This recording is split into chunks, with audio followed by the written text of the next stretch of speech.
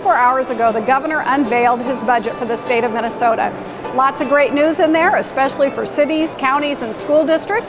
For cities and counties, we saw no cuts to local government aid, which means no state-forced tax increases on property taxes.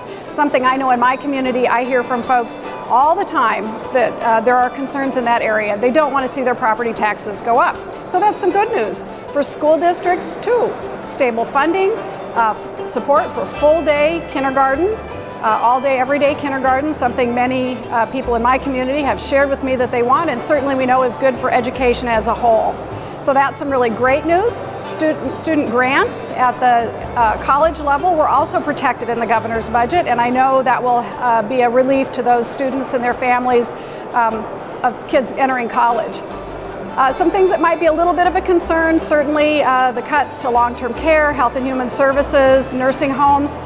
The governor forewarned us during his State of the State that there were going to be some things that we weren't going to be quite so happy about. And in fact, I've already heard from citizens in Rochester about the cuts to nursing homes and long-term care and home care providers. So we do have some challenges ahead. The governor had some tough choices to make, and there's certainly some negotiating that can happen in the future months before the final budget is approved by the legislature. One of the things that we did see that I certainly heard in the State of the State, and I think you would too, was that the governor was true to what he promised during his campaign. He is going to have a shared pain approach to the budget. There were cuts, he expects reforms, but also that he wanted some revenue.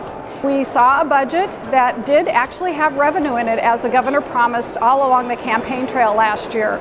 We certainly heard it in Rochester, and what he said is what was in that budget. I'm going to ask the top tier wage earners in the state of Minnesota to carry their fair share. And so there is a 3% surcharge, a surtax, on those that make over $500,000 taxable income, as well as a fourth tier for those making approximately $130,000 in taxable income after all deductions at the end of the day.